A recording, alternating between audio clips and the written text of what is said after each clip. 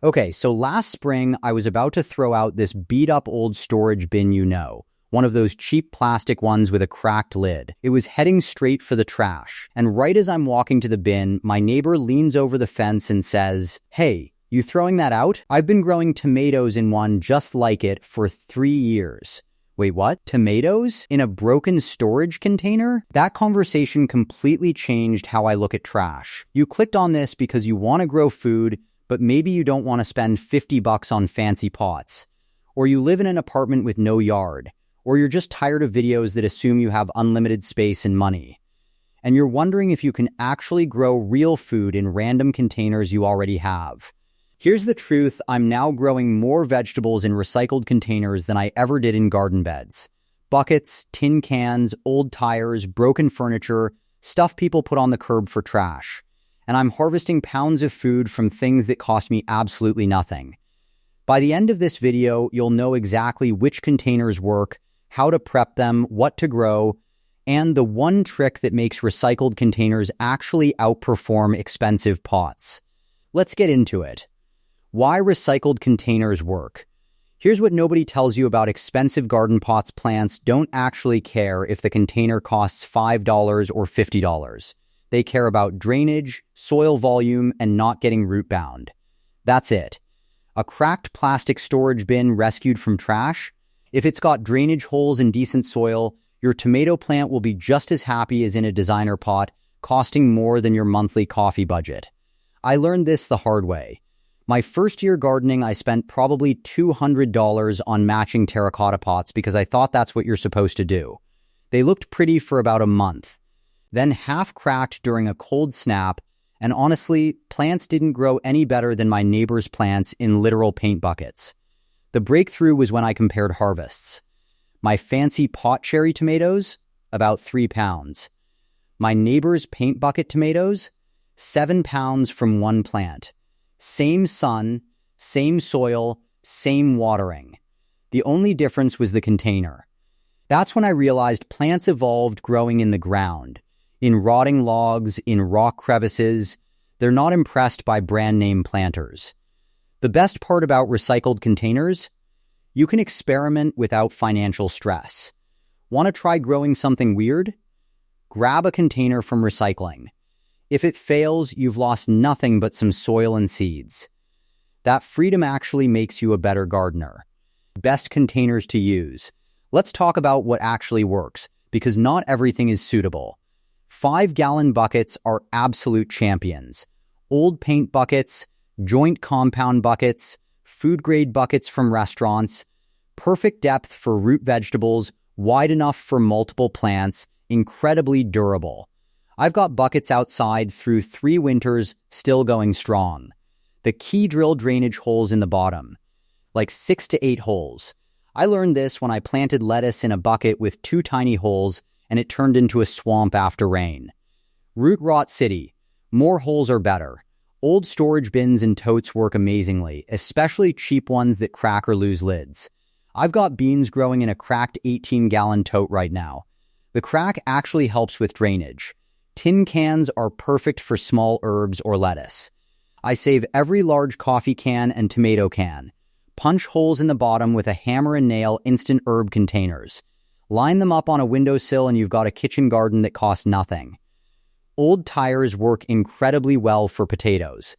Stack 2 or 3 tires, fill with soil, plant potatoes, harvest from the bottom tier. Yeah, there's debate about chemicals, but studies show food-grade crops in tires test safe. Use your judgment. Broken furniture sounds weird but works great. Old dresser drawers lined with landscape fabric, excellent for greens. Broken laundry baskets lined with burlap, perfect for strawberries. What doesn't work? Anything without drainage capability. Sealed metal containers rust and poison plants.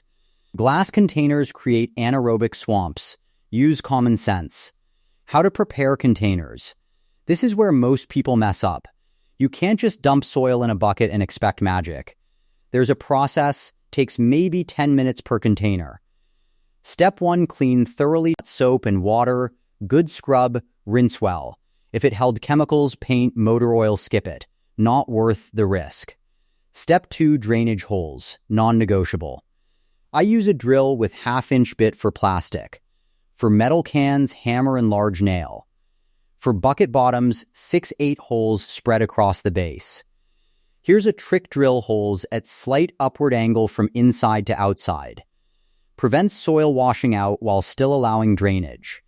Learned this from a farmer tired of losing soil every rain. Step 3, add drainage layer.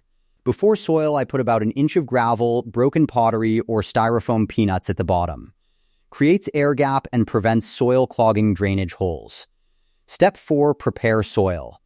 Don't use straight garden soil, it compacts and drains poorly.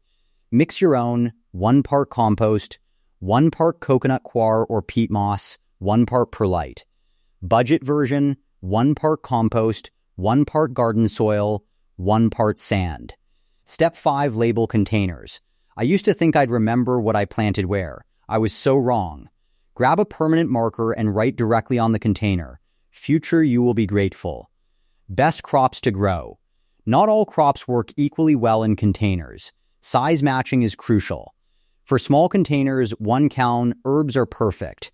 Basil, parsley, cilantro, chives. I've got 15 tin cans on my windowsill growing herbs. 1 large coffee can of basil produces more than I can use fresh. Lettuce and greens also work great. Plant leaf lettuce densely, harvest outer leaves continuously, and 1 tin can provides salad for weeks. Cherry tomatoes are bucket superstars. 1 plant per bucket, give it support, and you'll harvest pounds. 1 bucket grown cherry tomato produced over 8 pounds last summer. Peppers love buckets. 1 jalapeno plant gave me more jalapenos than I knew what to do with. I made hot sauce, pickled them, gave them away, still had more. Beans work excellently. Bush beans produce heavily without needing supports. Pole beans work too, but need a trellis. For large containers, bins, stacked terra potatoes are my favorite. Fill a bin with 6 inches of soil, plant seed potatoes, keep adding soil as plants grow. At harvest, dump the container and gather pounds. It's like a treasure hunt. Root vegetables like carrots need deep containers at least 12 inches. An 18-gallon tote is perfect. The secret tip. Here's what makes recycled container gardening outperform expensive setups: mobility and control. When your garden is in containers, you can move it. Sun patterns change, move containers. Heat wave, move to shade. Early frost predicted, move tender plants to protection. I've got wheels under larger containers, cheap furniture dollies. My tomatoes start the season in the sunniest spot, but when summer hits and it's blazing hot, I roll them to afternoon shade. They produce way better with this flexibility. Here's the secret within the secret: add water reservoirs to buckets. Drill a hole 2 inches from bottom, insert PVC pipe as overflow drain, and now you can water heavily without drowning plants. The bottom 2 inches become a reservoir plants access as needed. This turns daily watering into every few days watering. Another tip: group containers together. Plants create their own microclimate with increased humidity and temperature moderation. My balcony containers grouped together need less water and handle heat better. Paint buckets white or light colors in hot climates. Dark containers in full sun get incredibly hot and cook roots. Light containers reflect heat and keep roots cooler. Makes a massive difference. So where am I now with this recycled container garden? About 30 containers producing food continuously spring through fall. My grocery bill for fresh vegetables has dropped noticeably. And I'm growing food in maybe 200 square feet total, a balcony and small patio. Last summer's harvest from recycled containers: 40 pounds of tomatoes, 20 pounds of peppers, 15 pounds of beans, countless salad greens, more herbs than I could use, 8 pounds of potatoes from old tires, from trash containers. Total cost? Maybe $30 for seeds and soil amendments. Everything else was free containers rescued from trash, recycling bins, or given away on neighborhood groups. Here's what I want you to take away: you don't need a big yard, expensive equipment, or huge budget to grow real food. You need containers with drainage, decent soil, appropriate crops, and willingness to experiment. Start small. Grab 1 5-gallon bucket this week. Drill holes, add soil, plant one tomato. See how it goes. Success with one container builds confidence. Don't be intimidated by Pinterest perfect gardens. My setup looks chaotic, mismatched buckets, old tires, random tin cans. But it produces food, cost almost nothing, and every harvest feels like winning. That broken storage bin I almost threw away? Currently growing the most productive zucchini I've ever had. What recycled container are you starting with? Drop a comment. I love hearing creative container ideas. And subscribe for more budget-friendly, small-space growing tips. Here's to growing fruit in trash and loving every minute of it. Stop throwing out those buckets, they're your future garden.